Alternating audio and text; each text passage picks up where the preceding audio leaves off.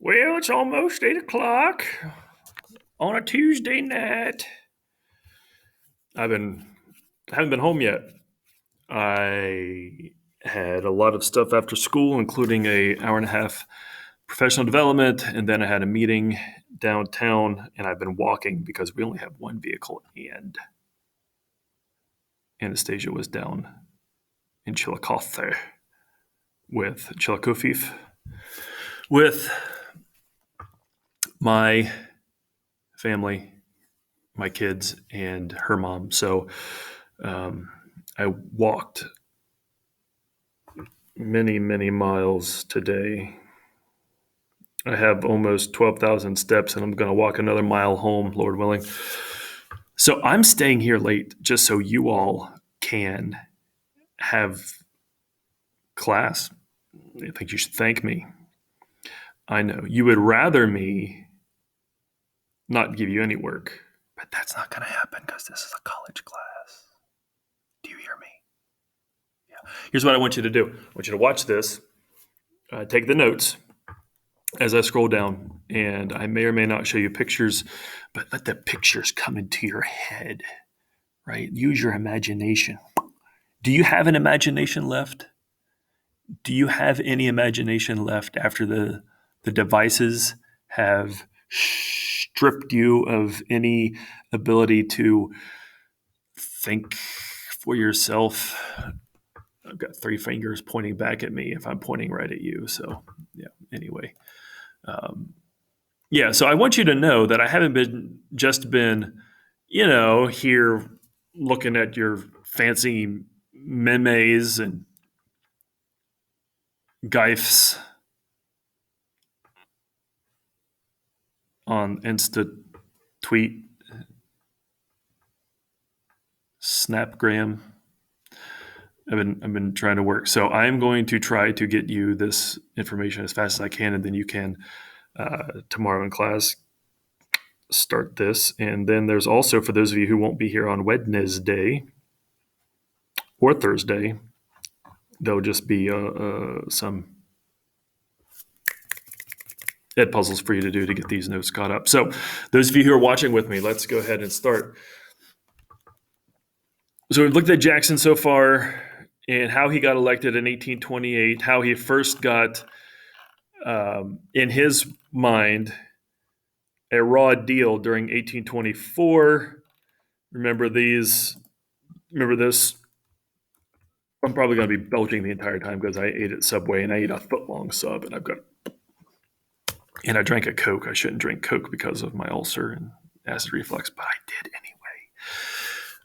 So anyway, you remember this and how the nation was just so divided, and it kind of showed there isn't really an era of good feelings anymore because of how divided the nation is and how the Jacksonians got ticked off because of the election and because of the so-called corrupt bargain where Henry Clay gets to be Secretary of State under John C. Calhoun, with thinking that Clay's going to get elected. And notice that Clay wasn't even a candidate in 1828.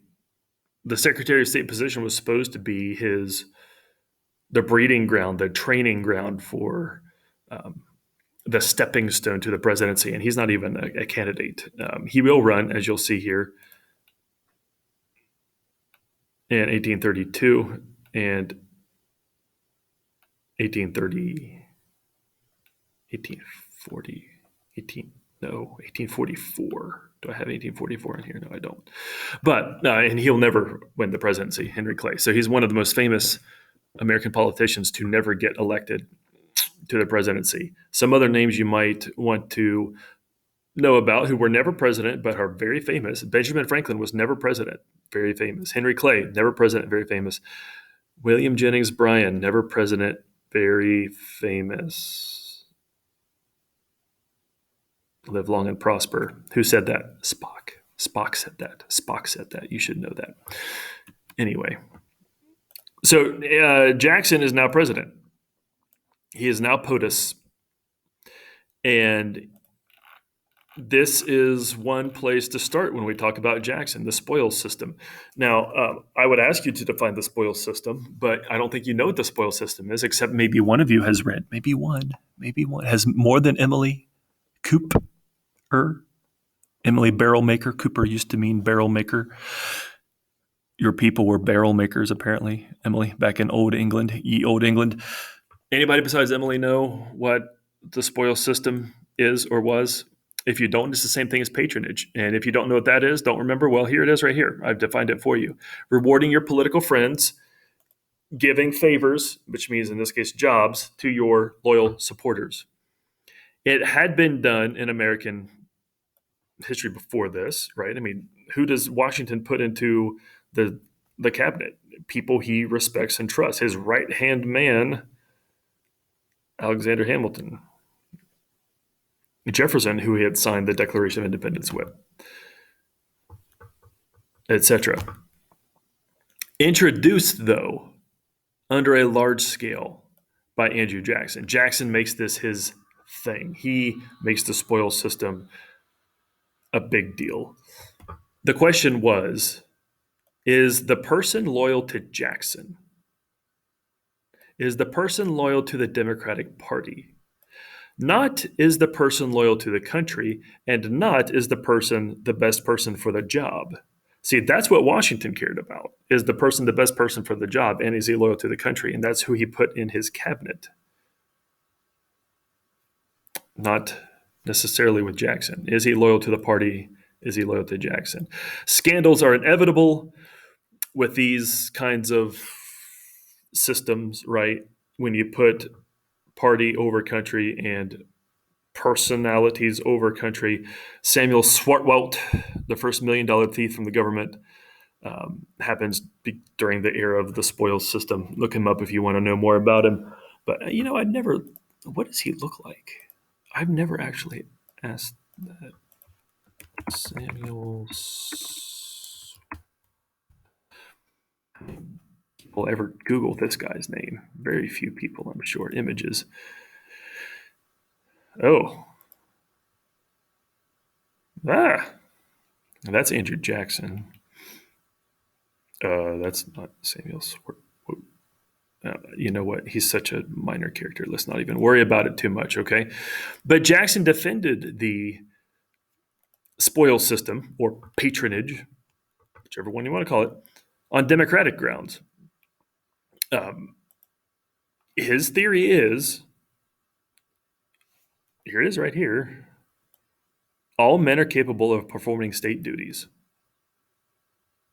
It's a very optimistic way of looking at the Jackson era. And if the Jackson era is nothing, if it's not optimistic, more democratic, and more emotional. There's a couple others, but those are three ways to look at it. This is optimistic. Yeah. The average person can do any of these government jobs. It's not it's not brain surgery or rocket science. So then, why not introduce new blood into the system? Men who have been there for a while, who are have been there for a while, men who have been in office since Washington. The textbook says something like they were drawing breath and drawing salary, but that's about it. Why not get new people in who have more energy? Give them a chance. Very democratic in his mind, Jackson's mind. The benefits of a spoils system is that it builds a base of political support. All right, I think this makes a certain amount of sense, doesn't it? You stop it. You quit it. You quit.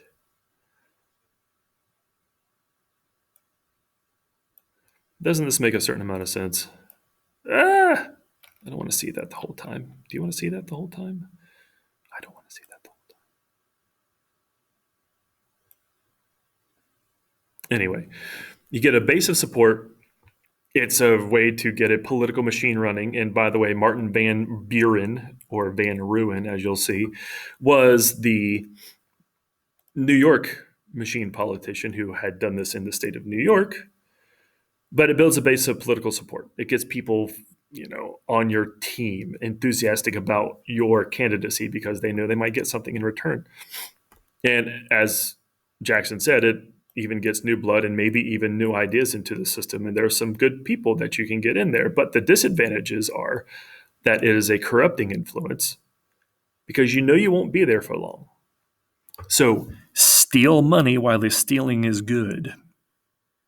This is one of the reasons why in the Federalist Papers, Federalist number 72, Alexander Hamilton argued that there should not be term limits for the presidency.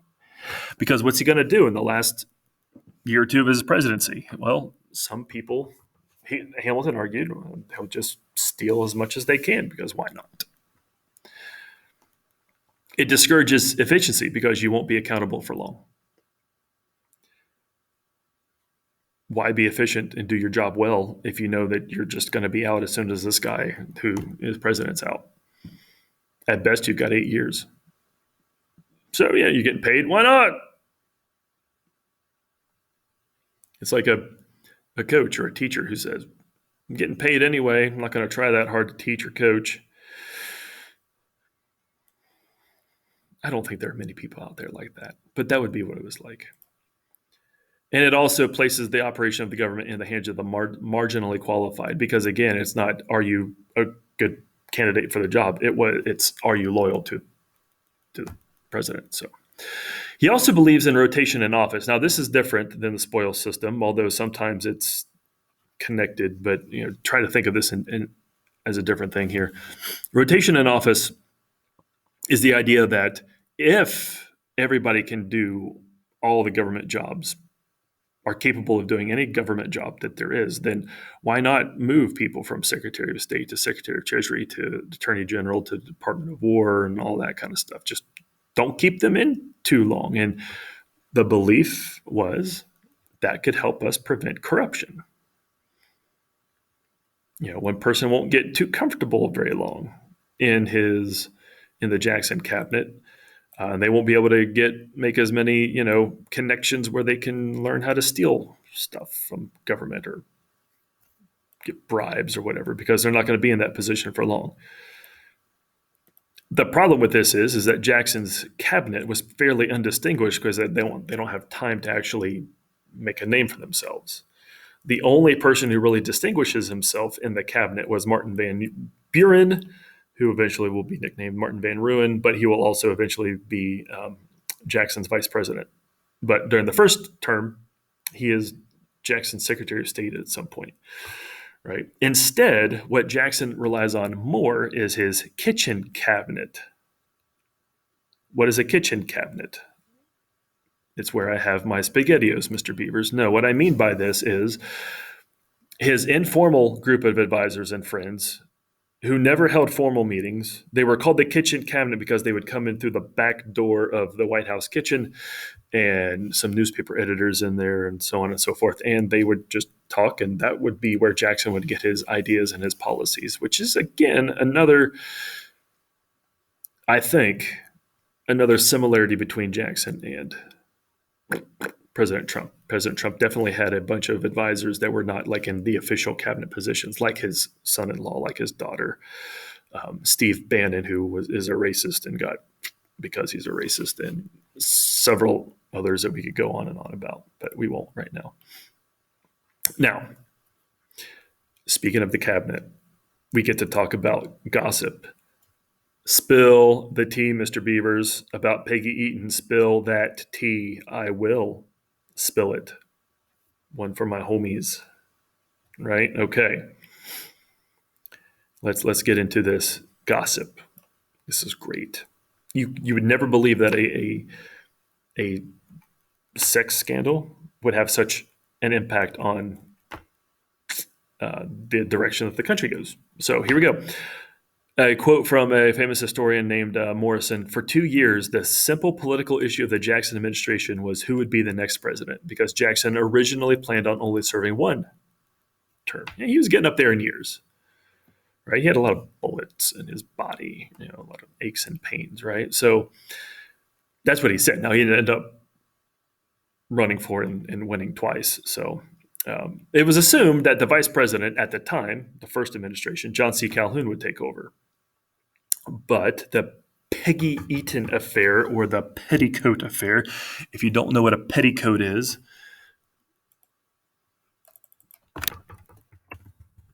gosh, I hope I don't get any bad pictures here. It's like an under skirt that would go under the real dress.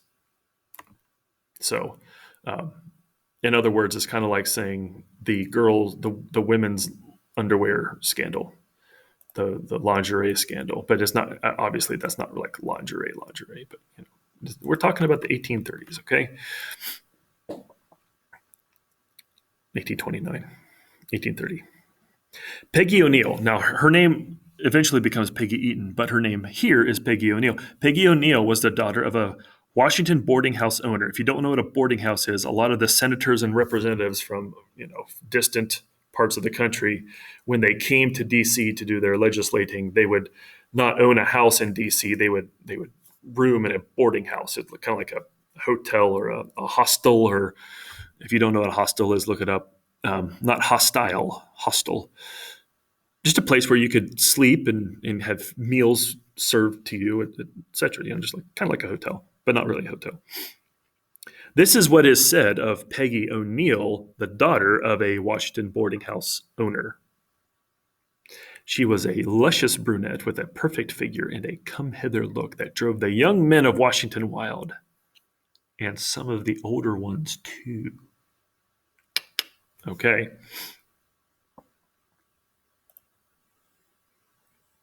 Get back there.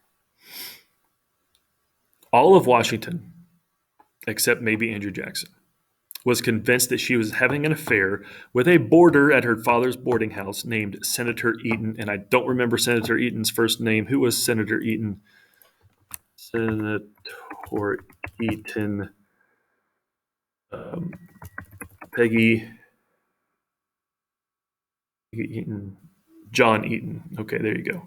And there's the luscious brunette with the come hither look. Ah! That was when she was older, apparently. There's Peggy O'Neill when she was younger. I think you can see the attraction there more than in the. Anyway, okay. So Peggy's father went broke. The boarding house is about to have to close because of it. Senator Eaton, in the meanwhile, bought the boarding house, saved her father from financial ruin, persuaded the War Department to give Peggy's husband a lot of sea time, a lot of time at sea, a lot of, trips in the Navy. I think he was in the Navy, right? So, which allowed them to have a relationship, right? Around election time, 1832, Peggy's husband, who was a purser, kind of like a bursar, like, he punched the bursar, you punch the bursar, from Hamilton, somebody who like is a cashier type person, was caught short in his books and either died or committed suicide. I don't know if anybody actually knows if Mr. O'Neill or her first husband, whatever his name was, don't even know, died or committed suicide. If somebody killed him because he lost a lot of money or what. So after that, guess who Peggy O'Neill marries? Senator John Eaton, of course. Everybody in the cabinet in Washington, D.C., the influential elite families of Washington, D.C., all of the people in the cabinet, except, of course, Andrew Jackson, are opposed to the marriage. Then, because of rotation in office, Jackson appointed Senator Eaton to be the Secretary of War. So now Eaton and Peggy, presumed to be adulterers, get into the cabinet, come to cabinet functions. When they go to the cabinet functions, the ladies in the cabinet, the husbands, bring their wives to cabinet meetings, and the ladies snub Mrs. Eaton at the social gatherings, especially Mrs. Calhoun. Now, you don't know who Mrs. Calhoun is, do you? Her name was Fluoride. Fluoride Calhoun.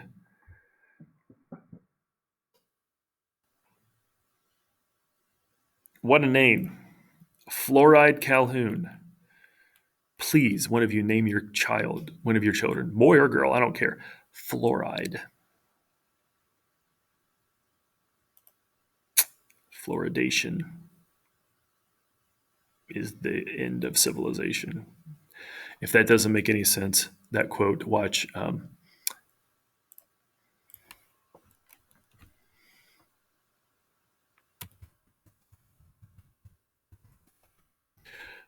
watch Doctor Strangelove. Classic Cold War movie. Classic Cold War movie. Anyway, now, who does pay Mrs. Eaton, Peggy Eaton now, a lot of attention is Martin Van Buren. Van Ruin, who is a widower. He's a male widow, if you will. His wife is dead. I'm not sure if that means anything inappropriate went on, but the point is that he's friendly with her at least. Jackson is so upset about Peggy being snubbed, a member of his cabinet's wife being snubbed, that he holds a special cabinet meeting, not kitchen cabinet, but official cabinet meeting, where he basically yells at everybody and tells the cabinet that Peggy is as chaste as a virgin, meaning as pure and innocent as a virgin. And of course, here's what Henry Clay said sarcastically about that when he heard about that. Now, why did Jackson care so much? Well, remember, his wife, Rachel, had been the subject of a lot of adultery rumors and insults and so on and so forth in the press. And he believes that that's why Rachel died, was his enemy saying that. So this is really important to him. It's almost like he's trying to win back Peggy's honor as a way to win back his dead wife's honor. Increasingly, as election time nears 1832, Van Buren accompanies Jackson on morning rides and cleverly says that Calhoun family, John and Fluoride, they're the ones that are all the source of the problem. They're the source of the problem. They're the ones snubbing. Then there is a letter that is found that reveals that Calhoun, while Calhoun had been in the Senate, had actually asked for Jackson's court-martial because he had attacked Florida without official authorization from Congress, if you remember me talking about that earlier.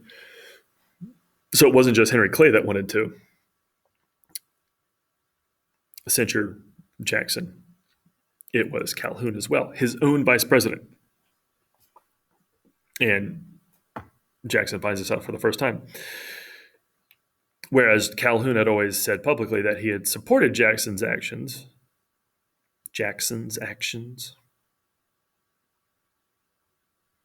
Don't tell me that's the first time you've ever made that connection, Mr. Beavers. Jackson's actions. Now he finds out that basically Calhoun's been two-faced this whole time. What are the results of this? Calhoun, from South Carolina, slave state, source of a future civil war and secession. Remember, secession means leaving the state, like your state leaving the country. You're saying you're not part of the country anymore. Calhoun was a former proponent of the American system. He was a nationalist. He wanted the country to be bound together with federally funded internal improvements and all that kind of stuff, right? So maybe not as much the tariff, but still, federally funded internal improvements is no longer seen as the logical successor to Jackson. Calhoun gets dropped from the 1832 ticket. Martin Van Buren is raised to the vice presidency. And when Jackson wins re-election in 1832, it's Van Buren who is at his side as vice president, not John C. Calhoun. John C. Calhoun moves back down south and in South Carolina becomes a senator again. And the rest is history. Calhoun moves from a dominant nationalist to a sectionalist. From wanting to keep the country together to arguing over and over and over again that the South has been getting a raw deal. And eventually he'll become a leading advocate for states' rights and a supporter of nullification. And if you don't know what that means yet, we'll find out very soon. Okay. What could have happened if Calhoun had become a nationalist and had become the next president? Like, he was the intellectual, philosophical justifier for protection of slavery. What if he had not become that? What if he had become a nationalist president and could have actually bound the country together, north, south, and west? Who knows? We might not have had a civil war. Maybe it was inevitable, maybe not. And having him as a president might have been something that would have helped. A sex scandal involving a woman you've never heard of could have indirectly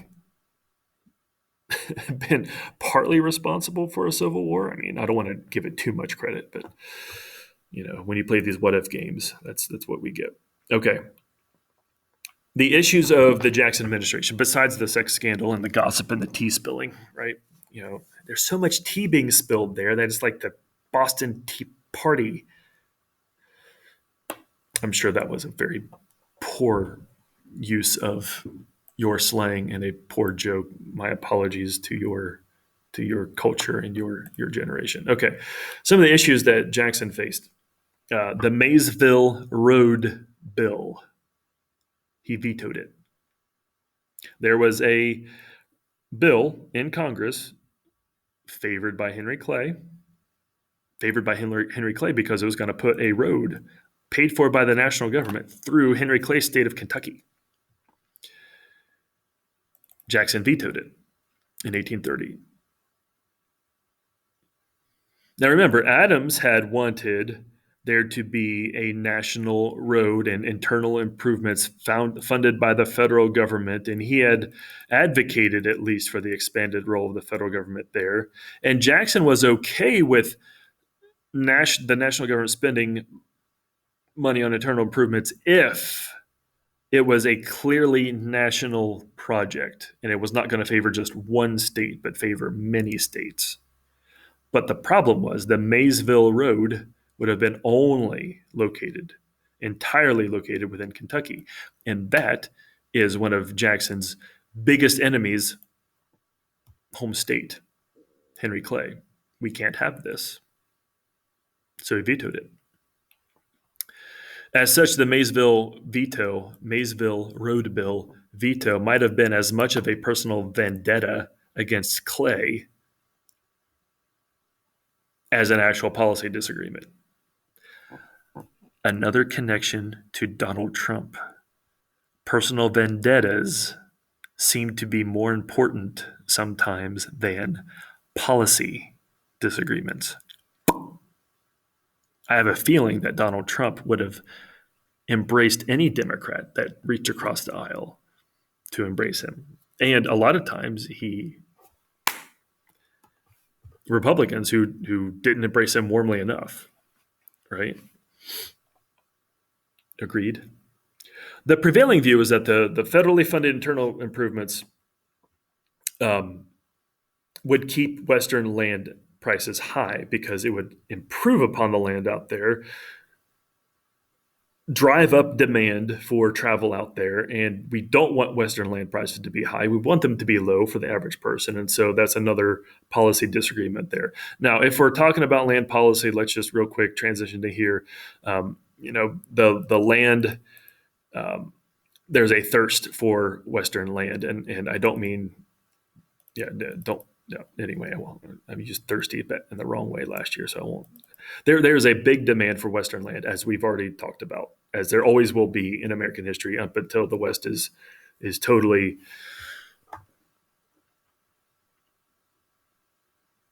populated, settled.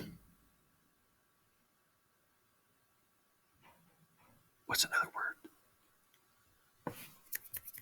Not populated, settled. If you can think of the word, email me. What's a better word? It's right on the tip of my. Can't get it. Okay.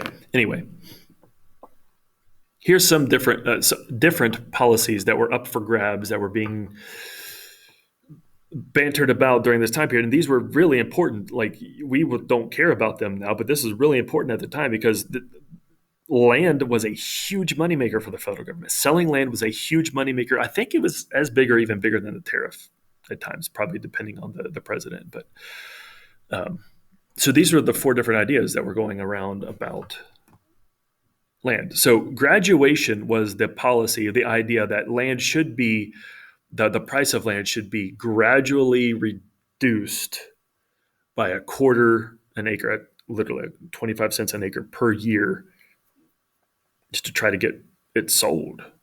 Another policy that was debated, maybe not necessarily implemented, was preemption. Squatters had the right to purchase land on which they made improvement for the minimum price of the land.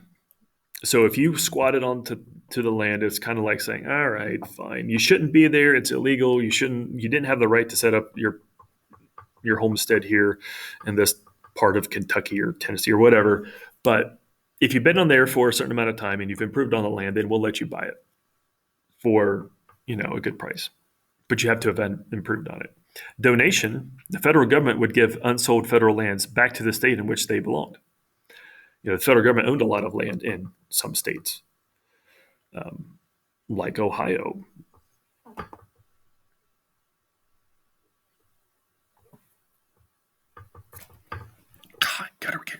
Gosh, I almost said something bad. Gosh, I need to get rid of that double chin.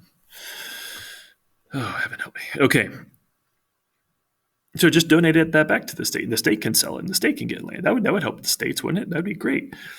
And Henry Clay's scheme was distribution. Keep the tariff high,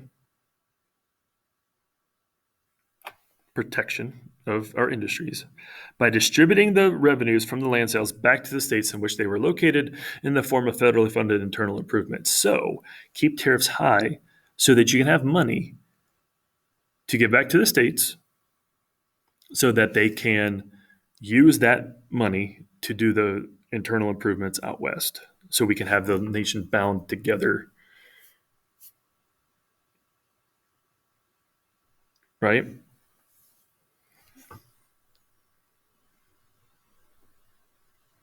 That way, the federal government can be run by the tariff. And then the money from the land sales doesn't have to go to the federal government. It can go back to the states in the form of internal improvements. Got me? Does that make sense? This distribution. And so this is,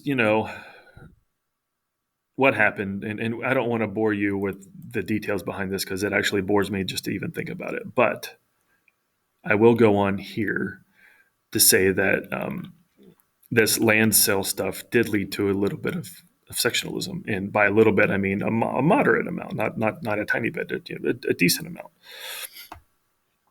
So land sales, sectionalism. In the Northeast, commercial interest had been supplanted by manufacturing interest. We already talked about that. The North, there still is shipping, there still is commerce.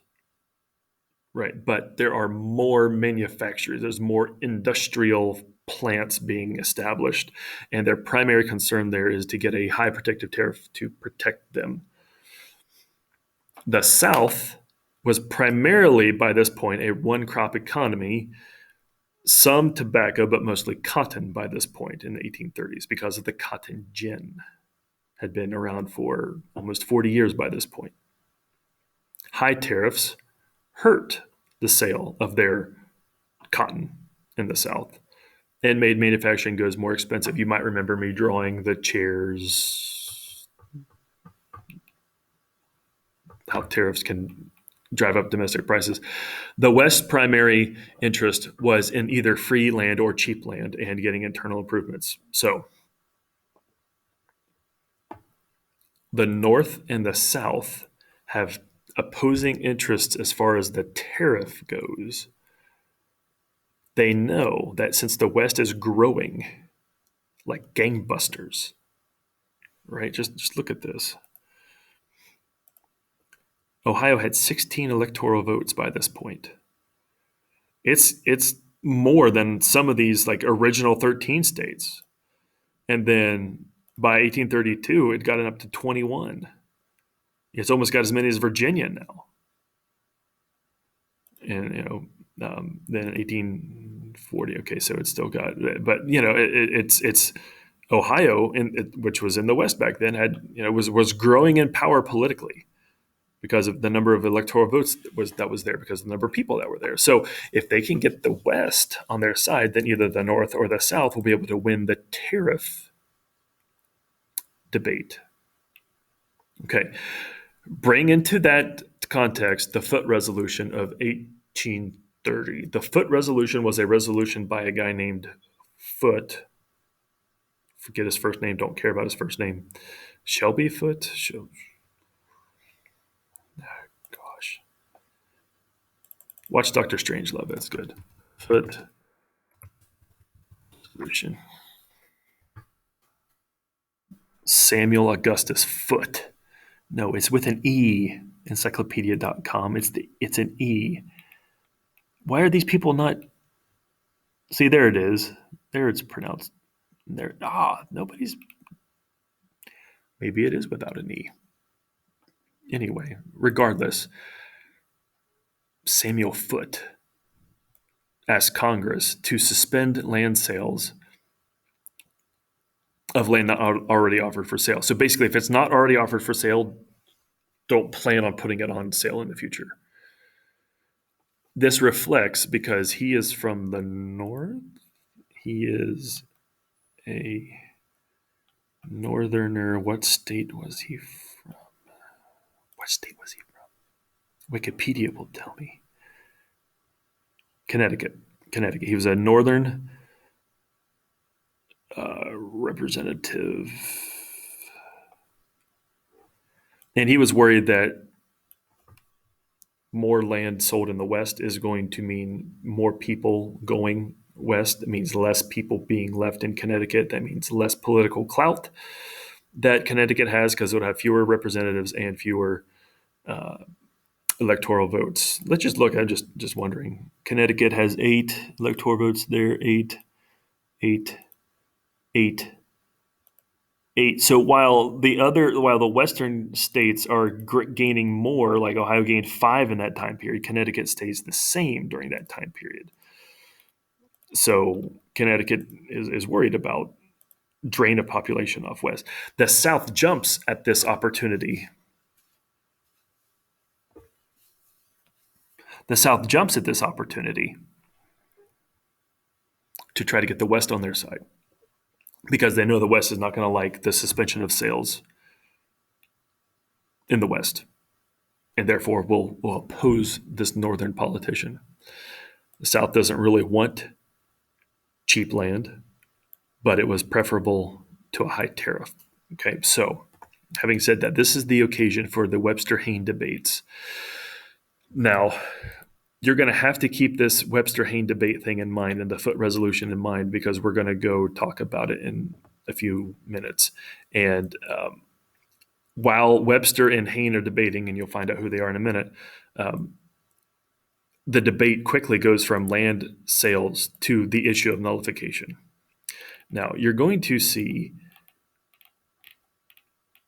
the Webster-Hayne debates on the next page, right? But first, I've talked about nullification here. I mentioned it because that's what happened in the Webster-Hayne debates. It went from Western land sales to nullification. Let's talk about what nullification means in the first place. Okay, so just hold that. Foote Resolution, Webster-Hayne debates, land sales in the West. Just hold it. Hold that thought. This is complicated web weaving together. Nullification.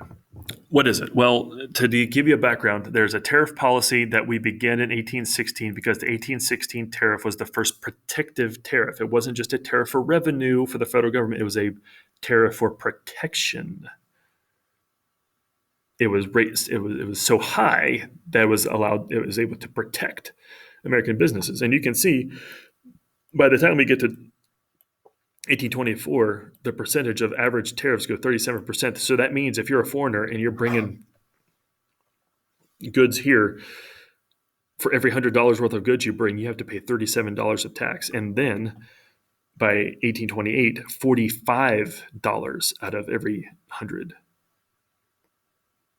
$45 of tax for every $100 of goods you're bringing over. So these are high tariffs. Enter into 1828, in the year of 1828, the tariff of abominations.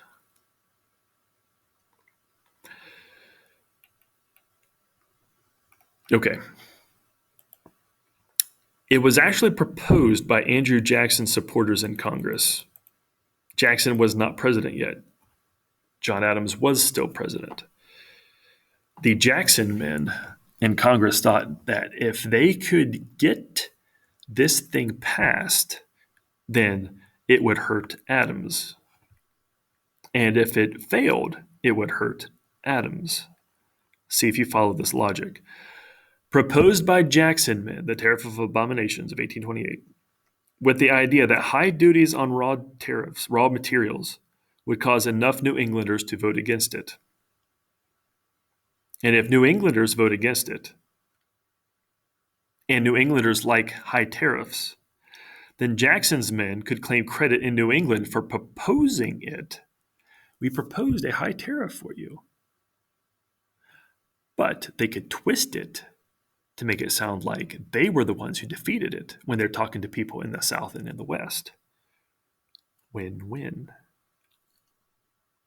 Clever. The problem is it backfired. The people in New England didn't want such high tariffs that it rose domestic prices way high, but they passed it. They swallowed the raw duties on this, basically following the principle of protecting industry in the U.S. So they maybe went higher than they really thought was good, but they at least got it. And so now the Jackson men are like, oh, crap. We didn't want it, and now we've got it. And the people in New England aren't going to vote for us anyway, really. I mean, let's be honest. South Carolina's response to the high tariff was the South Carolina Exposition, or the South Carolina Exposition in protest, if you want to call it that. That's fine, because that was its full name.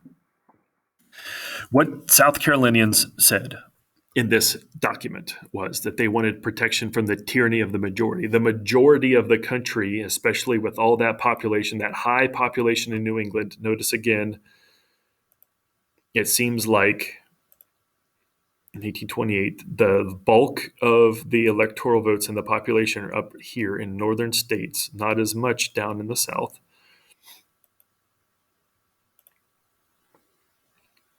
The tyranny of the majority. It seems like it's everybody against the South and everybody against South Carolina, especially because the tariffs are hurting us the most. And so what this advocates, the South Carolina protest and exposition, is the idea of interposition. Interposition means if there, and we've talked about this before when we talked about the Virginia and Kentucky resolution. So here's a refresher. Interposition means if there's a federal law that is crushing the people, federal law, people being crushed by the federal law. Interposition is the state intervenes to protect the people from being crushed. The state will do whatever it takes to make sure that the federal government doesn't enforce the law properly in that state. And if that doesn't work, if the federal government insists on enforcing the law to the T in that state, the next step is to nullify the law. That means the state will declare that the federal law is null and void in this state. In other words, the state is going to thumb their nose at the federal government and defy the federal government to their face publicly for everyone to see. Some people would possibly call that treason. Right now, eventually Calhoun will make the next step, and he'll say if nullification doesn't work, then the state's one remaining right that's left is the right to revolution, basically, which in this case, he doesn't mean like fighting necessarily, but secession. We leave the country because we are no longer protected by the country that's supposed to be protecting our interests. It's John C. Calhoun who wrote the South Carolina Exposition and Protest. And remember, he was vice president.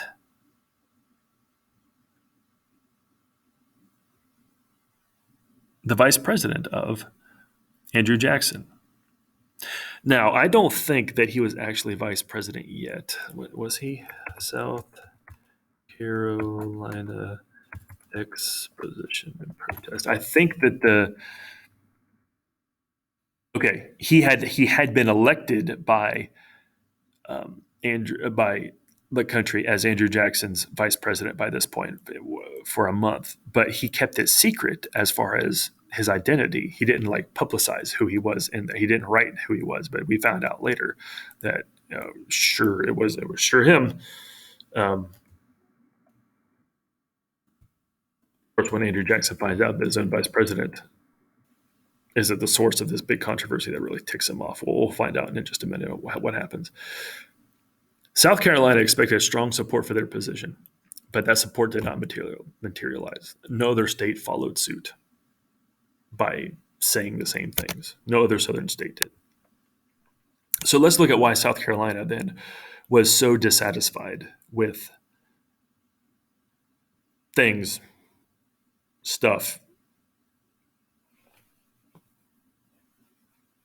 What's the word that you all have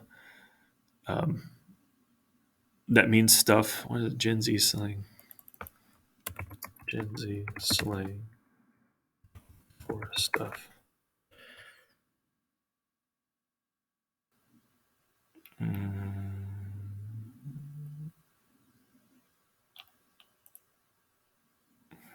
Gen Z version of the word stuff. It's like a filler word, right?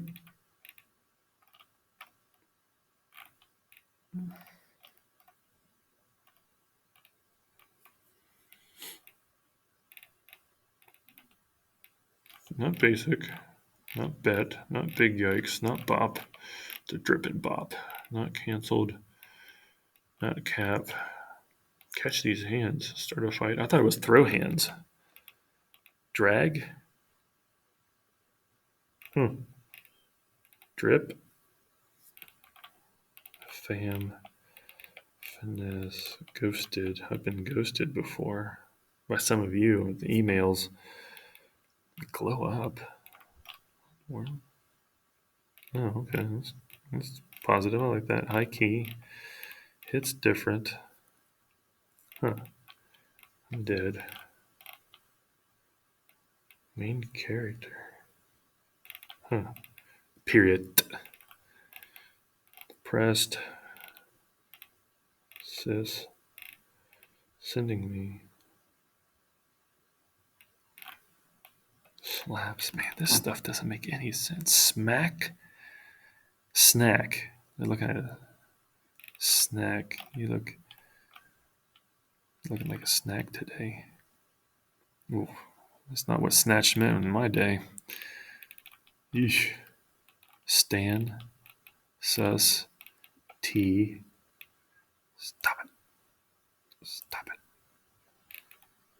Wait. Stop it. Stop it. I just want to find out. It's down here. It's got to be down here. Quit it. I mean, wig? Vibe? Eat? No. What's the slang word for stuff?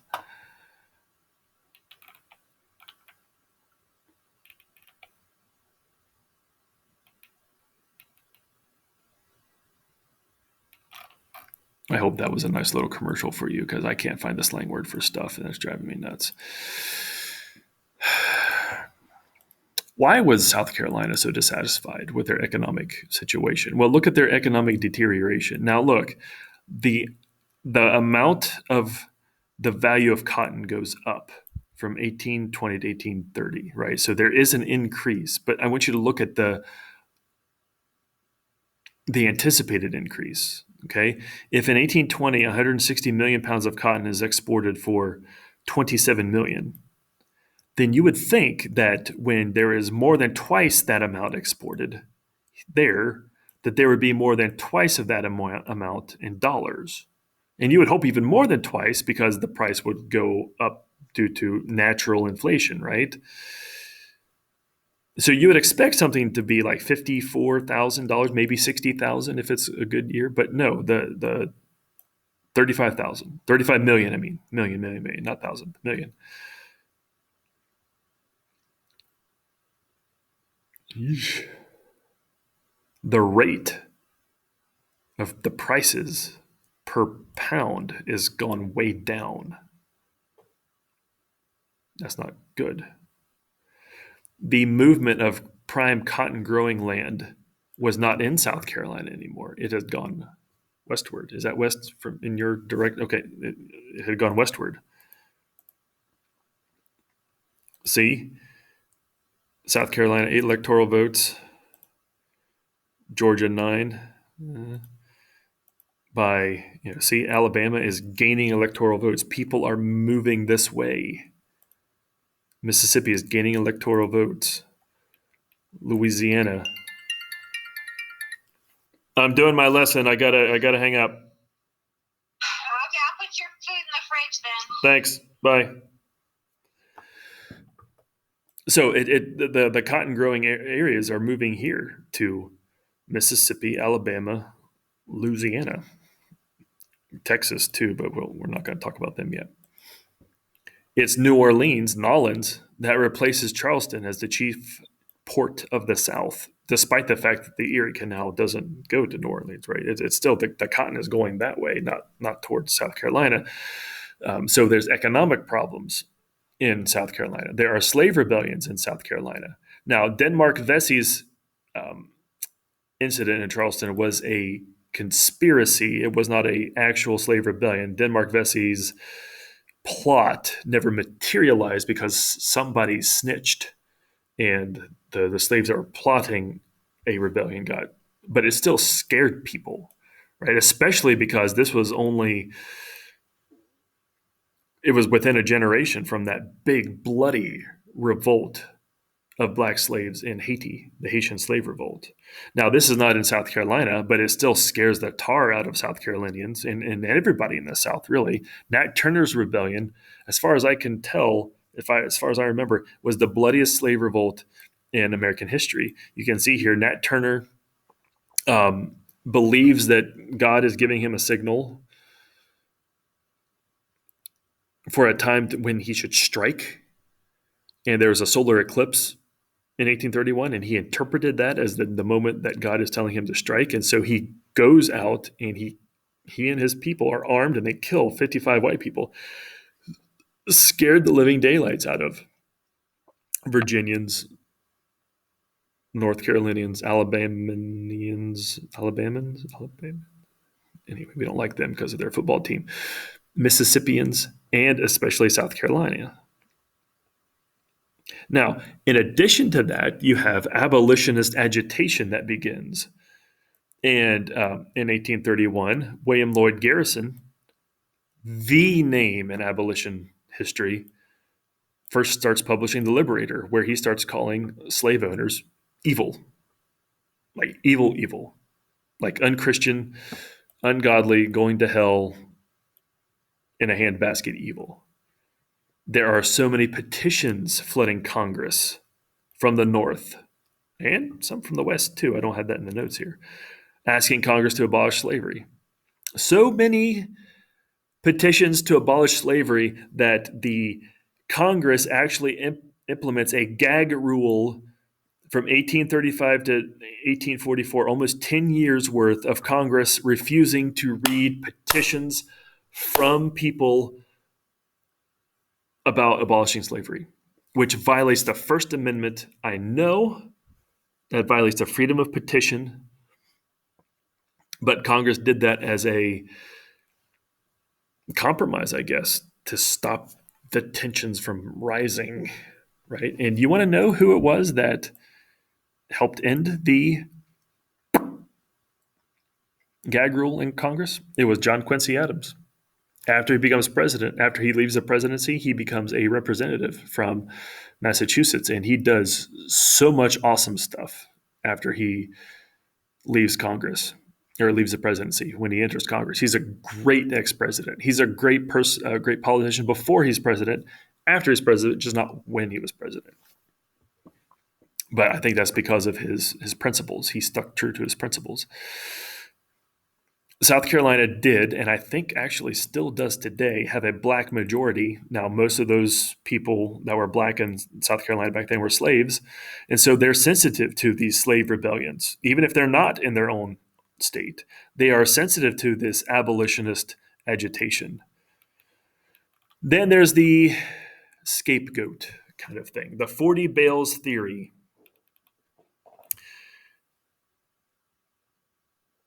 Goes something like this.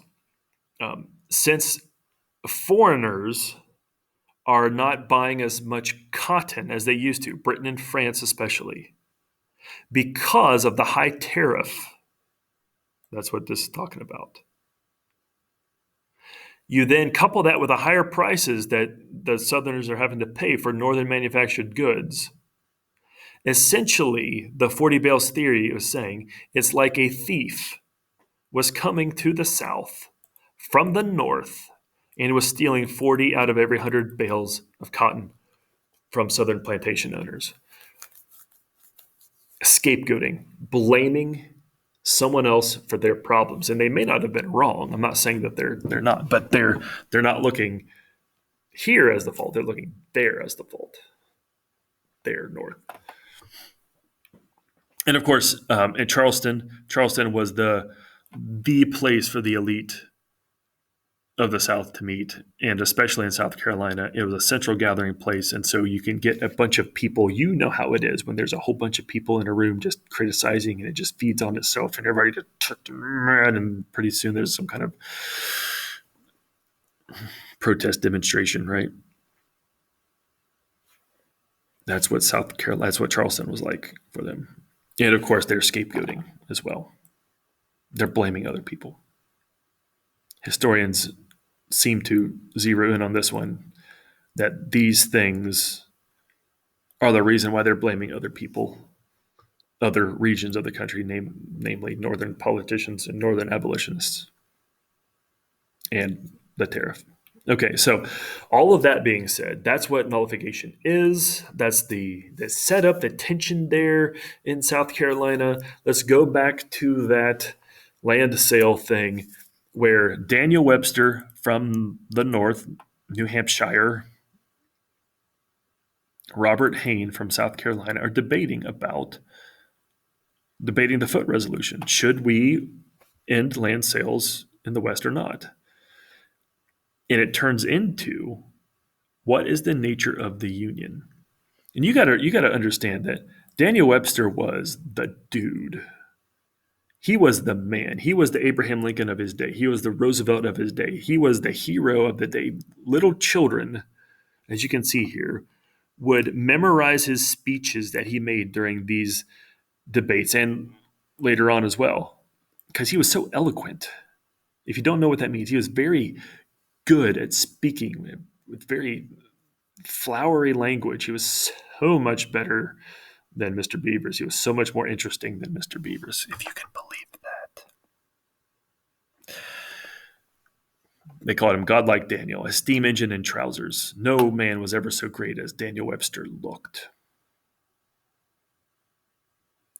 Maybe in English class sometime before you've had to read The Devil and Daniel Webster. There was fiction written about him where The Devil and Daniel Webster, where Daniel Webster defends a man in court against the devil. The devil is trying to steal the man's soul and has sold his soul to the devil.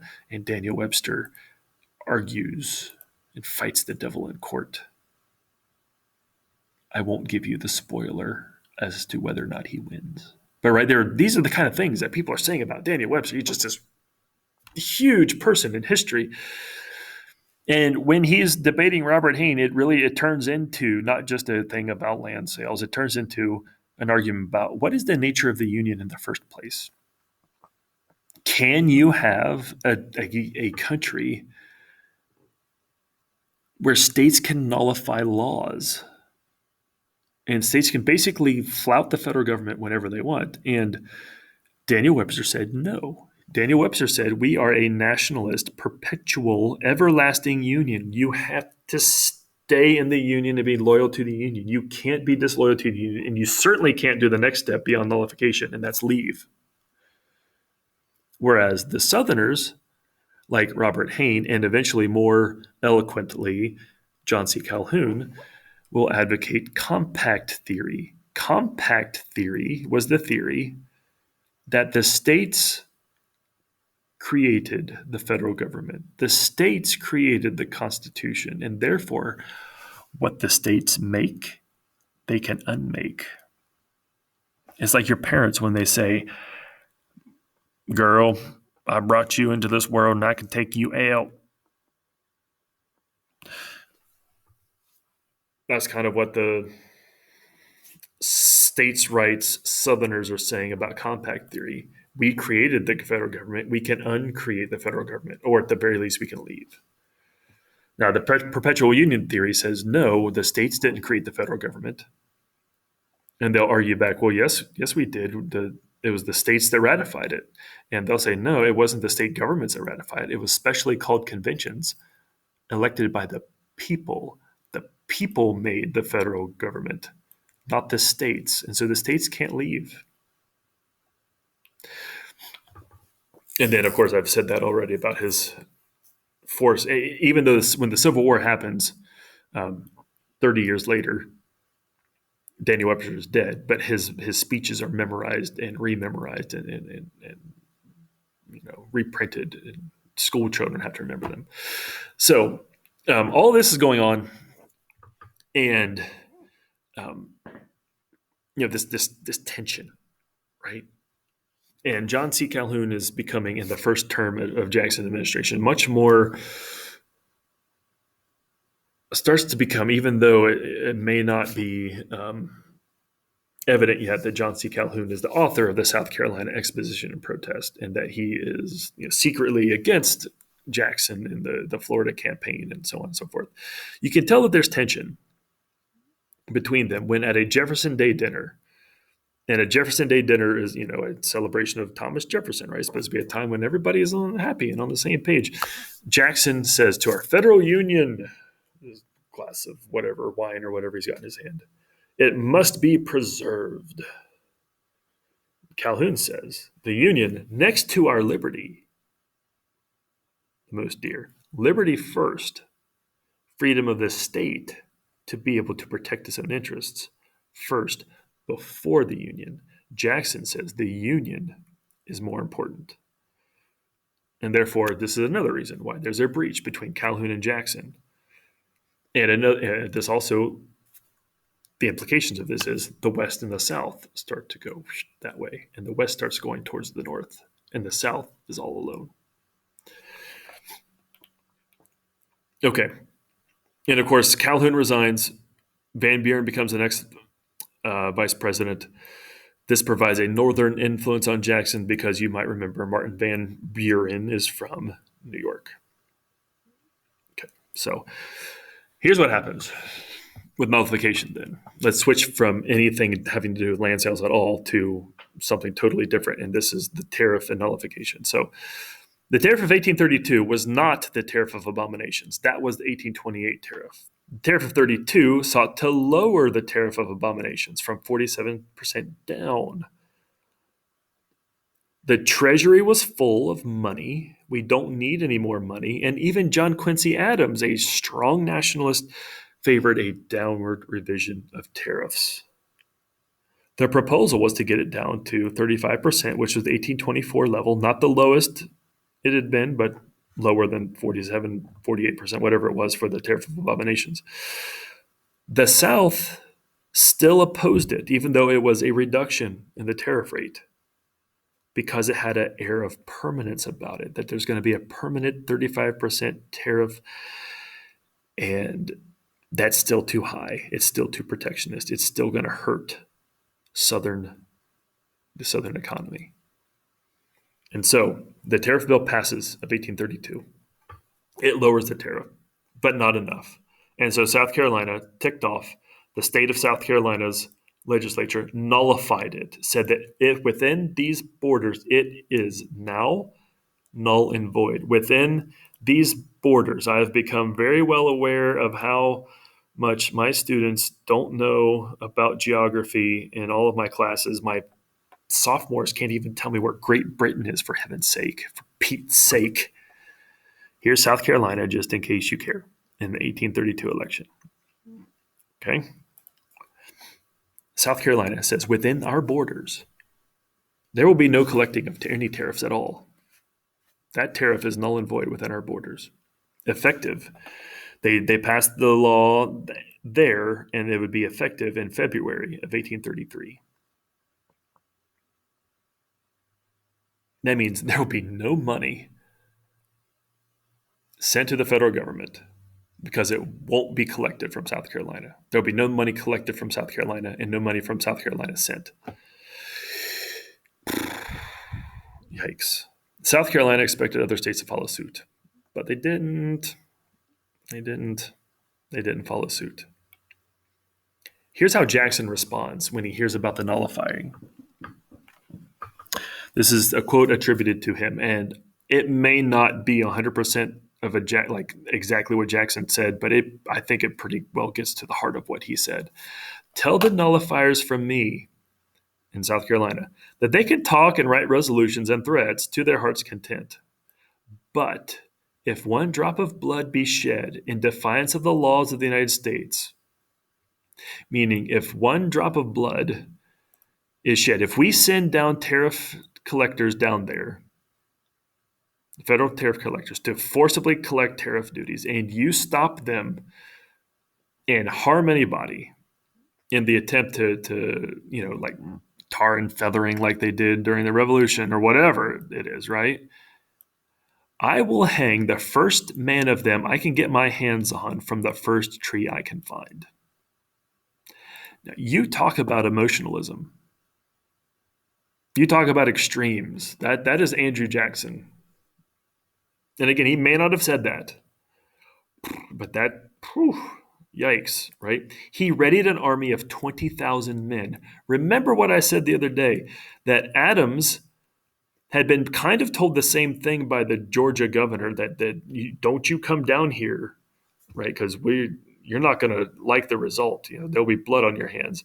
And Adams backed away. He's like, all right. And Jackson readies an army of 20,000 ready to go down to South Carolina and show them what's up. And I guarantee you that even though South Carolina didn't have anybody nullify the tariff law, I guarantee you that if the federal government had gone down to South Carolina, that several other southern states, including Georgia, probably North Carolina, probably maybe even Alabama, Tennessee, Mississippi, would have followed suit, would have stood up for South Carolina and fought. And there would have been a civil war in 1832. In the middle of an election, by the way. Now, at this point, Henry Clay steps in. He's Speaker of the House. Is he in the Senate at this point? Or is he Speaker of the House? You look it up and you tell me. And he proposes a compromise tariff. It's called the Compromise Tariff of 1833 because it was passed in 1833. Is it possible that Henry Clay wanted to, if he's not going to run for president himself in 1832, wait, he was running for president himself in 1832. Yeah, he was running for president himself in 1832. He wants to do himself a favor by swooping in, getting a compromise tariff passed, avoiding hostilities, let Andrew Jackson look like the bloodthirsty warmonger. There's the first burp for a while.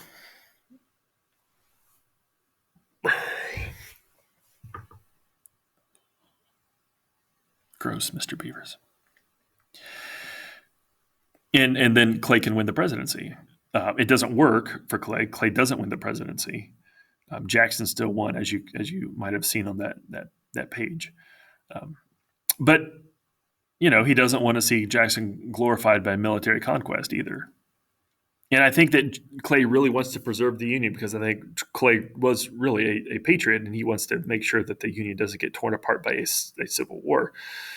And he was able to enact it along with his distribution plan, which I talked about way up here when we were talking about land policies. So these don't get really done, but this one does right here. So win-win for Clay, win-win for the country, I think. Now, going back here,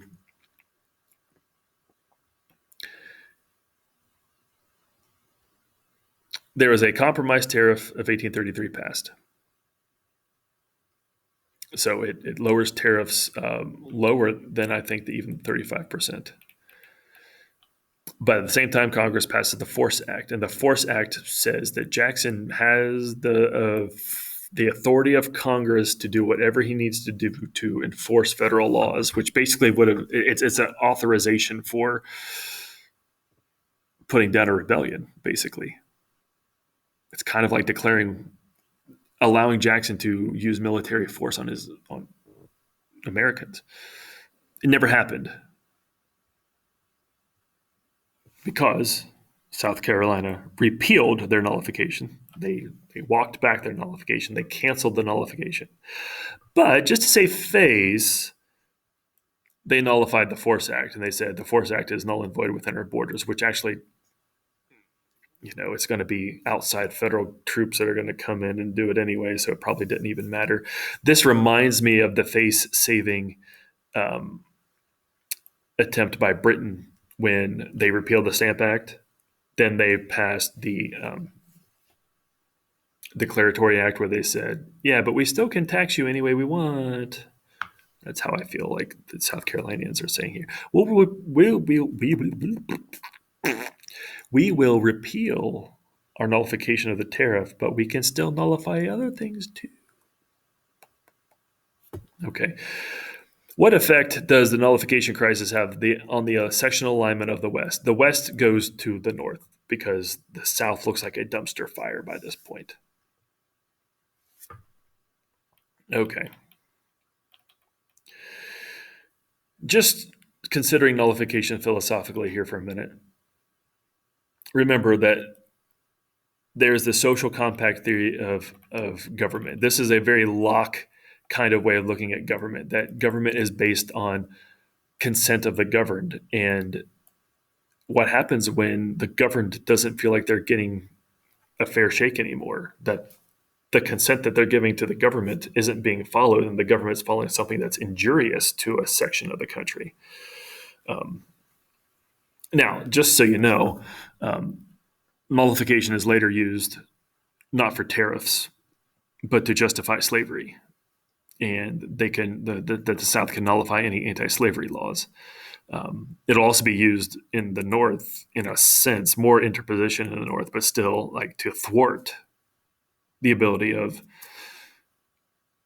fugitive slave catchers to catch slaves within northern states. And so it's not really used in the Jeffersonian and John Locke way of life, liberty, pursuit of happiness, but that's the way they think that they're using it, right? So that's one basis for nullification. Undivided sovereignty.